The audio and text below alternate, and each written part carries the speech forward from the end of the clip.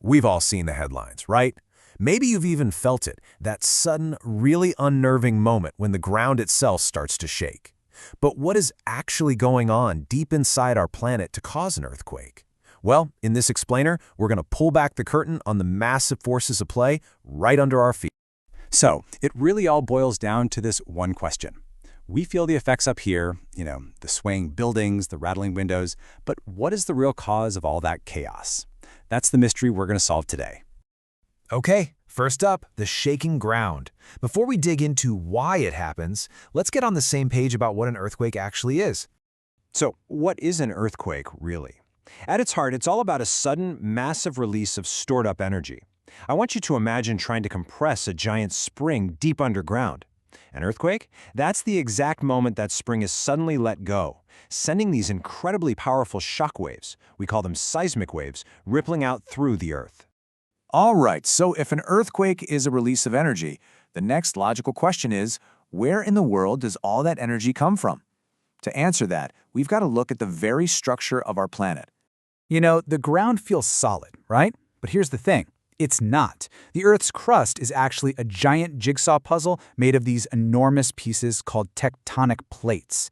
It's kind of like the cracked shell of a hard-boiled egg. And these plates, they aren't just sitting there. They're constantly, and I mean constantly, moving, slowly grinding their way around the planet. And the boundaries, the lines where these giant plates meet, those are called faults. You can think of a fault as the front line in this slow-motion planetary collision. It's the exact spot where all the action happens.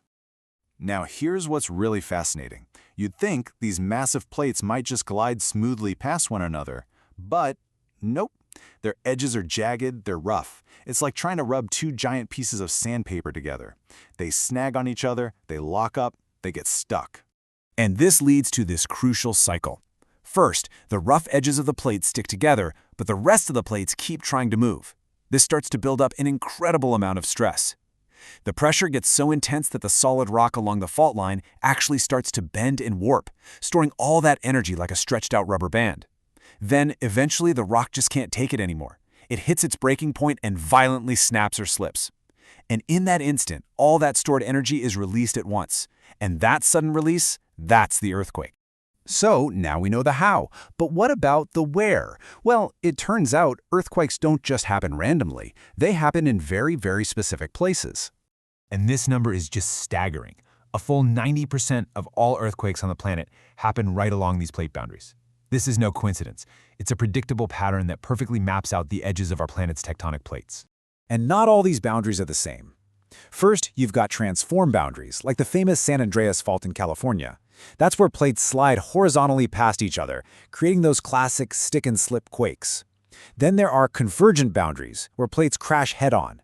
The force here is powerful enough to build mountain ranges like the Himalayas, and can trigger absolutely massive earthquakes and volcanoes.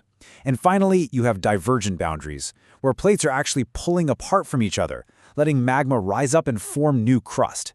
This process usually causes smaller tremors. Okay, so we get the geology.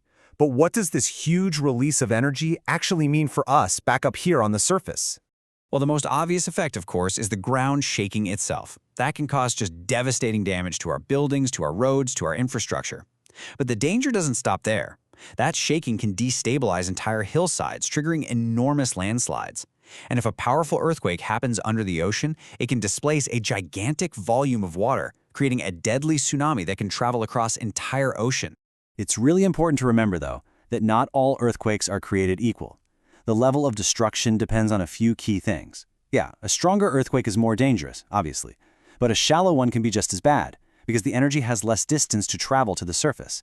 And, critically, the local geology, and, just as important, the quality of the buildings in the area play a massive role in how well a community survives the shaking. So all of this deep Earth science, why does it matter so much?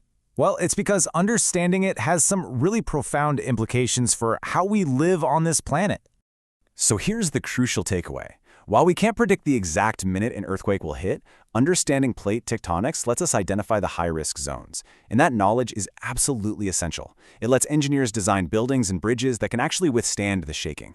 All of this science, all of this research, ultimately serves one primary goal: to protect human lives.